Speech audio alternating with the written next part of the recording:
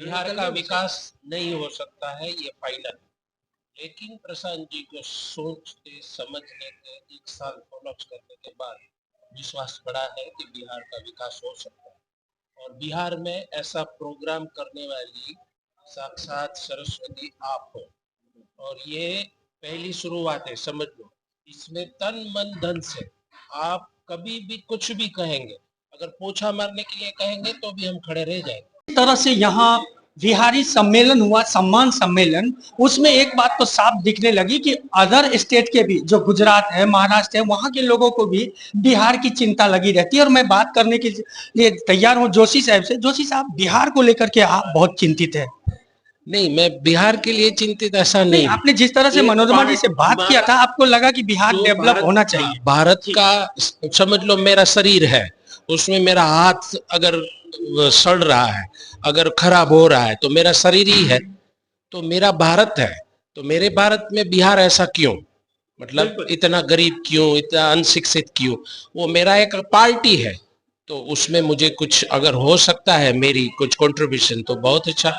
और प्रशांत किशोर जी और मनोज भारती जी वो सब बहुत अच्छी तरह से लड़े कर रहे हैं, तो उसमें हम कुछ आहुति अपना कुछ आचमनी दे सके तो बेटर है। क्या कहेंगे, आज जिस तरह से सम्मान सम्मेलन हुआ, इसके बारे में क्या सोच रखे थे? इससे पहले कभी हुआ था मुंबई जैसे शहर? देखा, मैं 22-25 साल से हूँ। मैंने बहुत अच्छे अच्छे बड़े बड़े बिहारी लोगों को आगे ही रिक्वेस्ट किया था, भी सिर्फ रोजगार के लिए रिक्वेस्ट किया था कि भाई हम रोजगार के लिए उनको ट्रेनिंग दें, बस उतना ही मेरी रिक्वेस्ट थी, लेकिन कभी हुआ नहीं।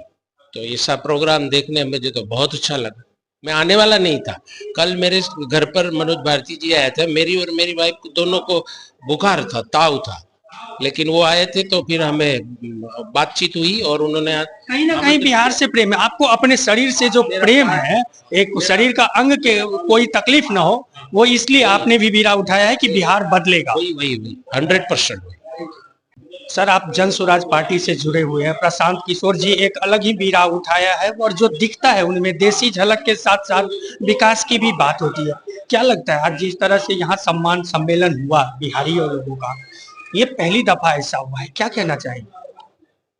हम जिस अभियान से जुड़े हैं उसमें बिहारियों के मन को बदलने की बात है। वो जिस तरह से सोचते हैं, जिस तरह से फील करते हैं बिहार के बारे में, उनकी जो चाहत है उसको जगाने के लिए हम इस अभियान में लगे हैं। उनको ये विश्वास हो कि बिहार में बदलाव संभव है, और बिहार में बदलाव कैसे संभव है, क्या किया जाना चाहिए, कैसे किया जाना चाहिए, ये समझाने का जो प्रयास है, उसमें ऐसे प्रोग्राम जो अलग अलग राज्यों में होते हैं या मुंबई में तो पहली बार हो रहा है, ये बहुत ही सहायक होंगे। क्योंकि यहाँ जितने बिहारी रह रहे हैं उनमें से लगभग 95% ऐसे हैं जो मजबूरी में यहाँ आकर रह रहे हैं। उनको अगर 10-12 हजार 15 हजार की नौकरी उनके गांव में, उनके शहर में मिल जाए तो वो मुंबई आकर कभी नहीं अपना समय बिताए। बिल्कुल, ये करवा सच है। तो उन सबको ये बताने के लिए कि आपका जो पलायन हुआ है उसको रोकने का अगर किसी के पास कोई प्लान है, किसी राजनीतिक दल के पास कोई प्लान है, तो वो एक केवल नया विकल्प ही है। क्योंकि एग्जिस्टिंग पार्टीज जो भी हैं उनके पास अगर ये प्लान होता तो वो अब तक जरूर एग्जीक्यूट करते, क्या कहेंगे सर? नहीं, बिल्कुल नहीं। जो अब तक हुआ है 90 के दशक के बाद, बिहार की जो तस्वीर वो सिर्फ कभी कभी दिखती है कि बदली है, लेकिन सूरत हाल जमीनी स्तर पर नहीं बदला है। ये मैं एक ग्राउंड रिपोर्टर होने के नाते कह रहा हूँ, क्योंकि मैं भी सच से जानता हूँ। जातिवाद सबसे बड़ा फैक्टर रहा है बिहार चुनाव में, उससे कैसे पार पाएंगे? क्योंकि आज भी जातिवाद पूरी तरह से हावी है। कुछ कम हुआ है, लेकिन उतना कम नहीं हुआ है कि लोग एक सोच लेकर के आगे बढ़े और उसे समर्थन मिल जाए। ऐसे में प्रशांत किशोर जी और आपकी पार्टी क्या सोच रखती है? बिल्कुल सही बात है। और मुझे मालूम है कि आज भी जो चुनाव लड़े जाते हैं उनमें जाति की एक बहुत बड़ी प्राथमिकता होती है। इसीलिए मैंने जब अपनी बात शुरू की तो आपसे कहा था कि हमें बिहार में लोगों के मन को बदलना है, लोगों की चिंता को बदलना है, लोगों की समझ को बदलना है। उनको अब ये बताना है कि आपने जाति धर्म के नाम पर तो पिछले 40-50 सालों में वोट दिया और आपने देखा कि आपकी हालत तो सुधरी नहीं, आप ही नहीं आपके बच्चों की हालत भी नहीं सुधरी। तो अगर आपको अब अपने बच्चों की हालत सुधारनी है तो इस भ्रम से निकलना पड़ेगा कि जाति वाले आपकी मदद करेंगे। जिस भी ग्रुप को, जिस भी नेता को आपने जाति और धर्म के नाम पे वोट दिया, उन सब ने आपको सिर्फ धोखा दिया।